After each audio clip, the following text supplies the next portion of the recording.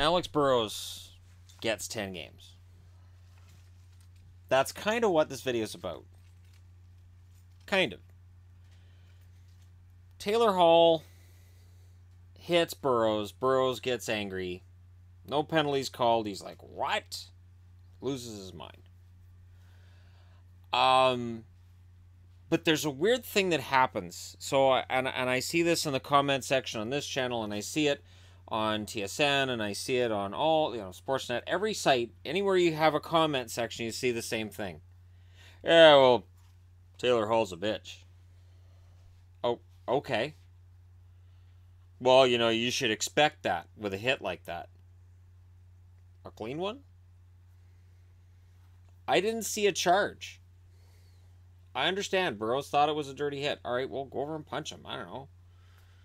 But for Burrows to go complete and total MMA fighter in that moment is ridiculous. And what I don't understand is, and I see this every single time there's a hit like this. So the NHL comes out and gives him 10 games. Absolutely warranted and justified. And when people say, well, Taylor Hall, you know what I hear in my brain? Steve Moore.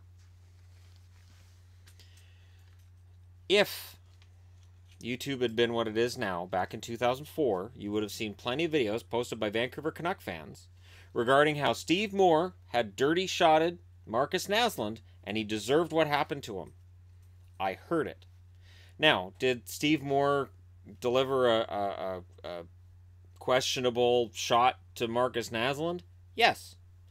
Did it affect the rest of Marcus Naslund's season? Absolutely. I never thought he was quite the same as a scorer after that. I thought that was it. From then on, it was just it.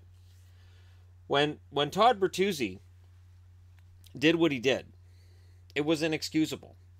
But there were fans, most of them Canuck fans, but there were some others as well that were like, well, Moore's own fault. All he had to do was turn around and fight him. And he'd already fought that game. He'd already done a fight that game. Now, personally, the only thing that I ever said was, I don't know why the coach had him out on the ice. The game was a blowout, and the Canucks were angry, and they wanted blood for what had happened to Naslund. Just put the kid on the bench. But I never once said, well, Moore should have turned around and fought him. Moore had already fought. And yet I heard it back then. So now that it's, almost 14 years ago now, we can look back and go, oh yeah, that was a really dirty play. But back then there were plenty of people that defended it. And there are people who will defend what Alex Burrows did. It's perfectly reasonable to knee a guy in the back of the head because you feel like he hit you. Burrows has played a lot of NHL games, and he's delivered plenty of questionable hits, and he's been involved in plenty of questionable plays. And it hit a crescendo in the 2011 Stanley Cup Final. Burrows has been a lightning rod his whole career for this kind of thing. And the 10-game suspension is warranted. I would have been fine with 12, 15, whatever they want to give him. I think that's fine. I think that's reasonable. It ties Ottawa's hands. It means even if Ottawa management's like, man, we got to cut him loose, they can't. He loses $136,000. And that money goes to players, some players fund for player safety. Right off his salary, $136,000.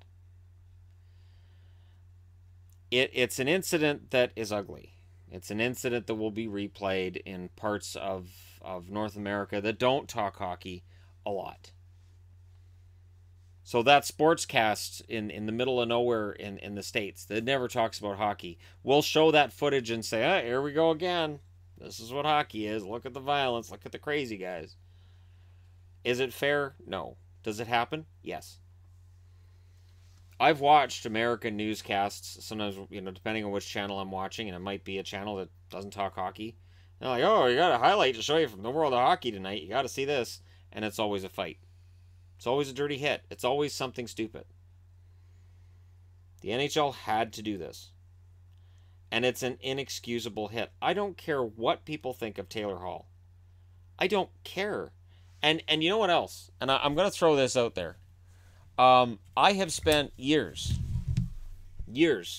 talking about how I don't like Ryan Kessler. I wouldn't wish that on him. If somebody was kneeing, if Brock Besser was kneeing Ryan Kessler in the back of the head like that, I would support a 10-game suspension.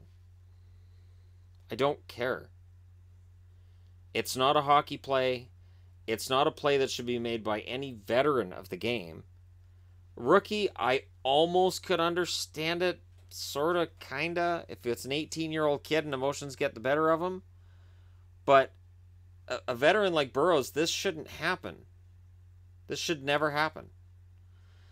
So, with where we are, I'm bewildered. I'm bewildered once again by fans who are like, Taylor Hall. I don't care. It's like people talk about Chris Kreider and you see something happen to him and they're like, yeah, no, he deserved it because he hit Carey Price. Unrelated. Unrelated. I don't wish injury on anybody because it's stupid and it's cavemanish and it's just ridiculous. And the other one that I always find that's funny is when I see, well, you know, if you play the game, you can understand that, you know, this is how the game is played. And yet you watch on television and guys who played in the NHL for a decade and a half are saying, yeah, no, he needs to get the book thrown at him. There's nobody I've seen on television who said, oh, no, Burrows shouldn't get suspended for that. That's just part of the game. It's not part of the game. I understand getting mad.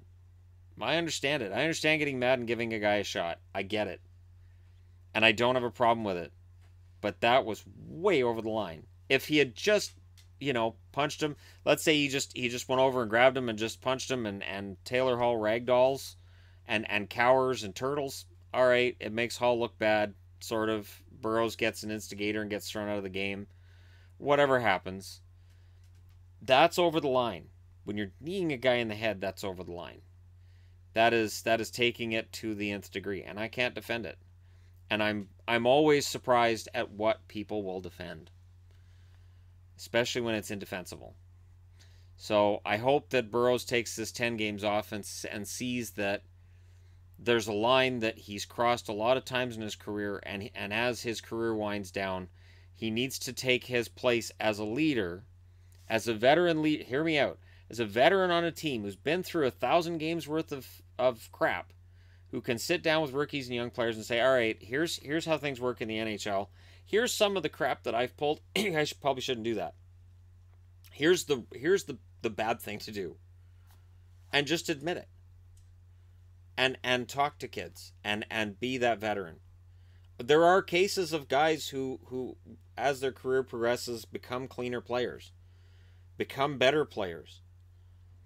And you can almost forget all the things they did. Almost. Notice I'm not saying, you know, we're going to forget what he did, because you're not. It's not going to happen. But this is where Burrows has to decide, am I going to be a veteran leader and try to make up for what happened here? Or am I okay with being remembered this way the rest of my career and just keep playing this way? Do I want that to be my legacy? So, you know, I look at that play and I'm just stunned. But I'm even more stunned by people who say, oh, no, it was fine. It's not. And 10 games, that's fair. I only wish the NHL was tougher on some of the other crap we see in the game. Some of the neon knee stuff that happens, some of the dangerous cross-checks, some of the boarding, some of the really dangerous parts that are going to leave somebody paralyzed or worse. And in this case, they got it right. Let me know what you guys think in the comment section below. Don't forget to hit like and subscribe if you're browsing your way through. And hey, thank you so much for watching. I'll talk to you again soon.